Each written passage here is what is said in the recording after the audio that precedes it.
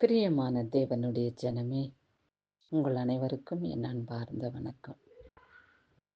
இயேசு கிறிஸ்துவின் மகிமுள்ள நாமத்தினாலே இந்நாளில் நாம் ஜீவனோடு இருக்கிறது கர்த்தருடைய கிருபையே. அவருக்கு ஒப்பானது நம்ம வாழ்க்கையில ஒன்றும் நாம் பெற்றுக்கொள்ள முடியாது. அவர் கிருபை மாத்திரம் நமக்கு இருந்தால் போதும்.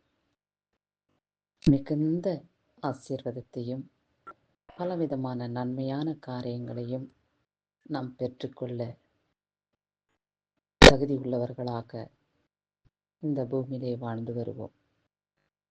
எத்தனையோ நாட்களாக நாம் கர்த்தருடைய கிருபை இல்லாமல் வாழ்ந்திருக்கலாம். அந்நாட்களை எண்ணி பாருங்கள். நம்ம வாழ்க்கை வனாந்தரமாகவும் பெருமையும் ஒன்றுக்கும் பலனில்லாத நிலையாக கடந்து வந்த பாதைகளாய் காணப்பட்டிருக்கும். நாம் ஒவ்வொருவரும் அவருடைய கிருபையை பெற்றுக்கொள்வதே நம்முடைய வாழ்க்கையிலே பெரிய பாக்கியமாக நிலைத்திருக்கும். கர்த்தரை நாம் எப்பொழுதும் நம்ப வேண்டும். அவரை நம்பி வாழும் பொழுது, அவரை நம்பி சார்ந்திருக்கும் பொழுது பலவிதமான ஆசீர்வாதங்களையும் நன்மையான காரியங்களையும் பெற்றுக்கொள்ள நாம் கர்த்தரிடத்திலே நிலைத்திருக்கக்கூடியவர்களாக காணப்படுவோம். சரி, இந்நாளிலே கர்த்தர் என்ன வசனத்தை கொண்டு நம்மோடு பேசுகிறார் என்று நாம் தியானிப்போம். உன் சுய புத்தியின் மேல் சாயாமல் உன் முழு இருதயத்தோடும் கர்த்தரிடத்தில் நம்பிக்கையாயிருந்து உன் வழிகளெல்லாம் அவரை நினைத்துக்கொள். அப்பொழுது அவர் உன் பாதைகளை செவைப்படுத்துவார் என்று. நம்முடைய சுய புத்தியின் மேல் சாராமல் நாம் முழு இருதயத்தோடு அவரை தேடி கர்த்தரை நம்பி வாழும் பொழுது நம்முடைய வழிகள் எல்லாம் அவரை நினைத்து ஜீவிக்கும் பொழுது நம்முடைய பாதையை அவர் செவைப்படுத்துகிறதாக இருக்குமாம்.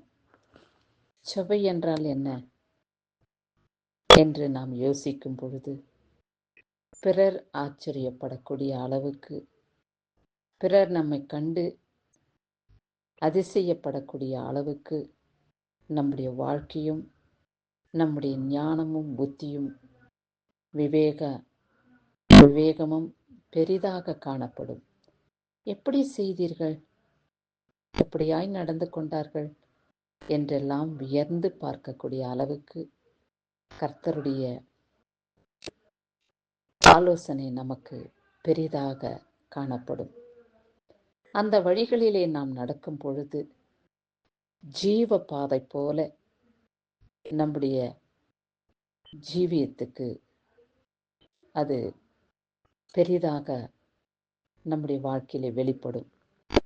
ஆகையால் நாம் புத்தியீனமாய் நடந்து கொண்டோமே என்று பின்னாடி யோசிக்காதபடி புத்திசாலியாய் நடந்து கொண்டான்.